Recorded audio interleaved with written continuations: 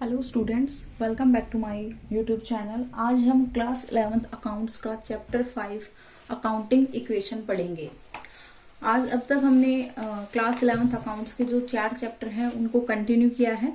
अगर आपको मेरी वो वीडियो देखनी है तो आप देख सकते हो। उसके बाद आज हम चैप्टर 5 अकाउंटिंग इक्वेशन पढ़ने वाले हैं। तो अकाउंटिंग इक्वेशन में एक रूल रहता है हमेशा, आप यही पढ़ोगे इसके हर क्वेश्चन में, assets is equal to capital plus liabilities. ठीक है, हर क्वेश्चन में आप देखोगे इसी टाइप से आएगा कि assets is equal to capital plus liabilities. ये क्या होता है, ये पहले हम ये समझेंगे ये दोनों साइड इक्वल आखिर होती क्यों है। हमने देखो क्या पढ़ा था कि ओनर अलग होता है और जो हमारा बिजनेस है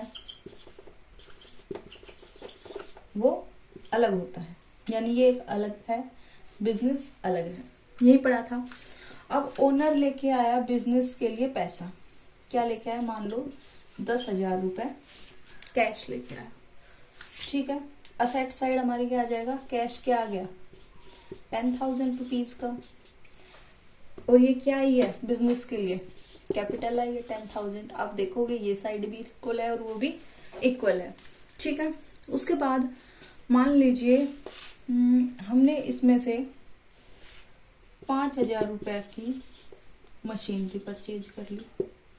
ठीक है, हमने 5,000 रुपए की मशीनरी ले ली, तो अब भी क्या इस साइड इक्वल रहेगी क्या? अब भी जो हमारा formula assets is equal to capital plus liabilities equal रहेगा, बिल्कुल रहेगा, क्योंकि कैश 10,000 में से अगर हमने 5,000 रुपए मशीनरी के लिए पे कर दिया तो कैश कितना बच जाएगा हमारे पास 5,000। कैपिटल अब भी वही 10,000 की 10,000। अब भी ये साइड इक्वल है और ये साइड इक्वल है। अब मान लो हमने राम से 10,000 रुपए की गुड्स खरीद ली। ठीक है, बट अभी पैसे नहीं दिए, हमने क्या कर लिया, क्रेडिट पे परचेज कर ली। ठीक है, क्रेडिट पे परचेज कर ली तो हमारे पास क्या आ गई 10,000 की गुड्स और बढ़ गई, यानी पहले मशीनरी थी प्लस कैश था और एक अब और क्या आ गई हमारे पास, गुड्स आ गई।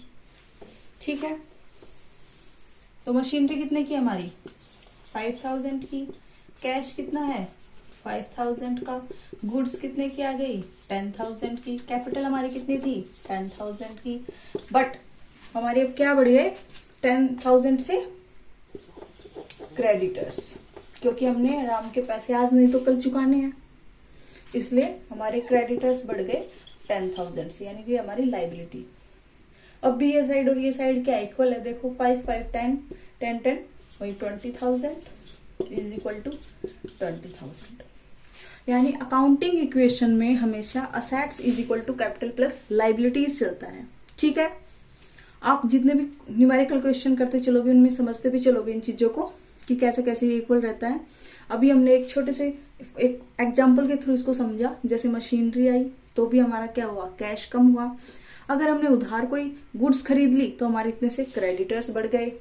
ठीक है, यानी हमारी अकाउंटिंग इक्वेशन क्या कहती है, assets is equal to capital plus liabilities. आपको ये फॉर्मूला सिर्फ रटना नहीं है, आपको ये समझना है। आई होप आपको जो मैंने एग्जांपल समझाया इसके थ्रू आपकी समझ में भी आया होगा कि assets always is equal to क्यों होता है, हमारी कैपिटल प्लस लायबिलिटीज की।